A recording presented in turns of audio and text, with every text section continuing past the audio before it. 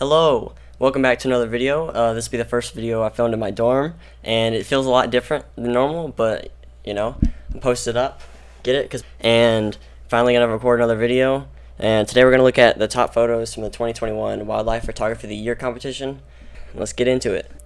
Also, there does seem to be a lot of these photos, so I'm gonna keep it brief and not try to get too much into detail on all of them, because otherwise it'll be like a 30-minute long video.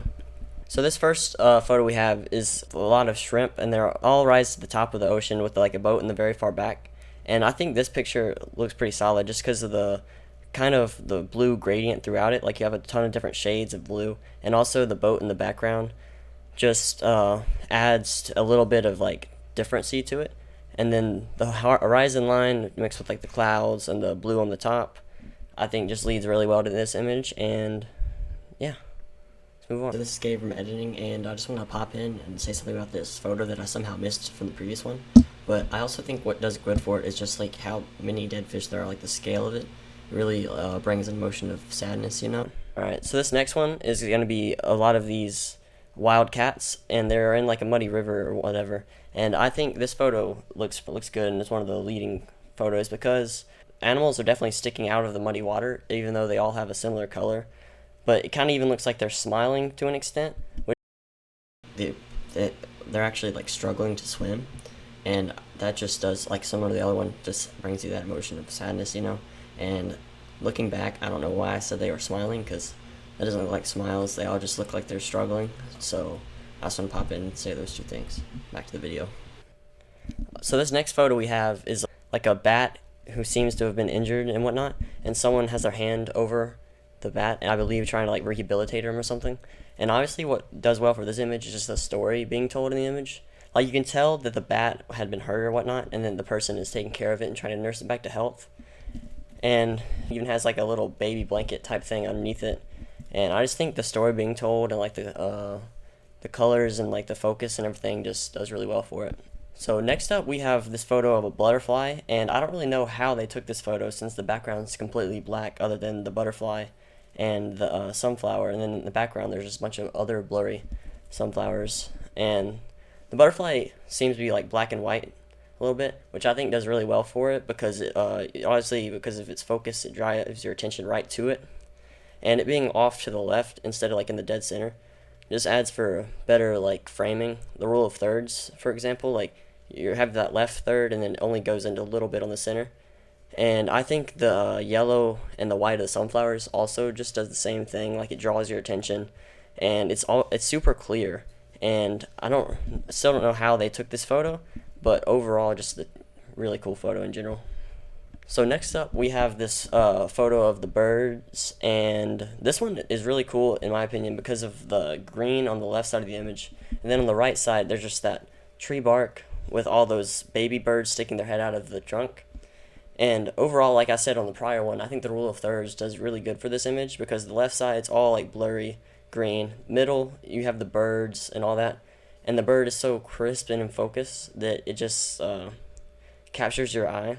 And then on the right side, you have the bark, which just adds more contrast to the image instead of it being entirely green background. And also, just like, it looks like a dad who just came home from work and the kids are like, hey, how you doing? And he just came home, and I just think it looks really cool for that reason. So this next photo I think is of a peacock. I'm not entirely sure. It might be some other random animal, but I think what does well for this is it just looks like an art piece. Like the colors. It doesn't. You can't really make out what it is, but it just looks cool and colorful. And I think for that reason, this photo would like look really good in like a museum, for example, as like a entry piece.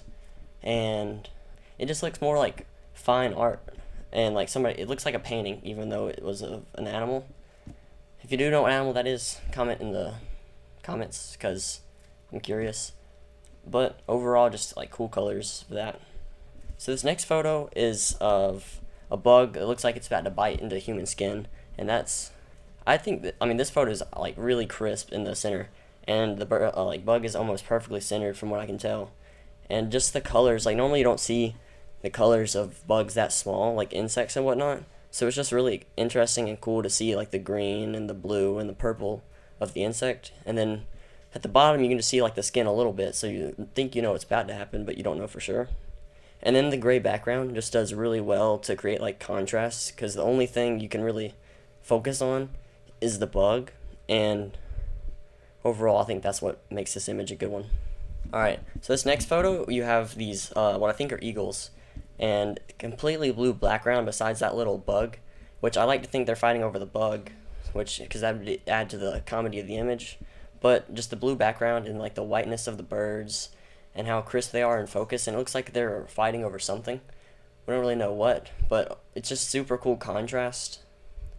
And I've said cool a lot in this video, so I'm going to try to switch up my words. It's really nice. It's really nice blue.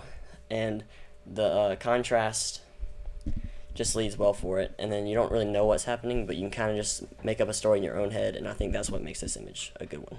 So this next one I saw before I started recording, and I don't understand it because like it looks like a refrigerator, like a bunch of refrigerator magnets, but then there's just a giant spider and like some other insect that I don't know what it is on the left side.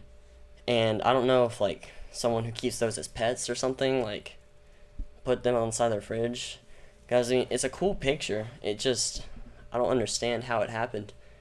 But I think this photo is cool just because, like, on the refrigerator itself, I said cool again, didn't I? But I think this refrigerator, the image looks nice because of all the different, like, magnets on the refrigerator. Like, if it's just a white refrigerator, it'd still be a decent shot, but it wouldn't add as much for your eye to look at. Because if you look at it, you can see, like, different areas, like there's a magnet for Paris and different magnets and whatnot, and then you can get the scale of the bugs from the image, like from the magnets. And I think that it's also cool that the bugs are on the left side, and because it's kind of almost like they're trying to draw your focus in on the refrigerator, and then you kind of just notice the bugs and you're like, whoa, and it just makes you like think how it happened, like I said before. Overall, just a nice photo. And yeah, let's get to the next one. Ooh, so this next one might actually be one of my favorites because of just the gloominess of it. And then you have like a fox who looks like they've been like searching for something or whatnot, like going through water. There's like fog in the background. It just creates a really ominous like scene and really like dark and mysterious. And then the fox looks like it's like sad to an extent, so you want to know what happened. But it also just has like such a good contrast between the fox and the blackness of the background, and I think that's why it just creates a really solid photo. This next one I also saw before I started recording, and I don't understand it either. I assume like those are just plants that glow for some reason on a tree. I don't know exactly how that happens, but it's a really cool photo because the background is really dark, but then the brightness of the leaves or mushrooms, I don't know what they are, but like the brightness and their glow just adds to like really enhance the image. It's just like an interesting photo and a view you normally don't get to look at, so I think that's why it's just one of the top photos at the moment. So this next photo, you have one of the members of the cat family, and it just has this determined look on its face and whatnot, and that's added to like just the blood stains all over the fur. It looks like it just like preyed on an animal, which is wild. And I think it just, the red just contrasts a lot on its fur. It has this weird like smirk on its face, like it knew he was taking a picture, and you can almost look like the eyes are staring into the camera, which I think just leads to a really like crisp and solid photo.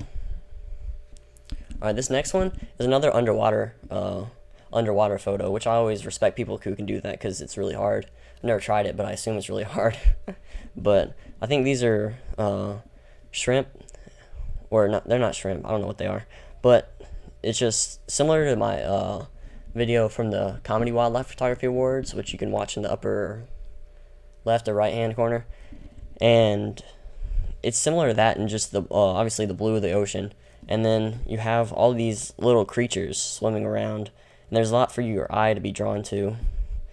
Just a lot of contrast in the image overall, and there's this nice gradient as it gets lighter going up to the top, and it also just looks like the fish in the center is like looking at the camera again, like the cheetah was or whatnot. And you know, yeah, that's all I have to say.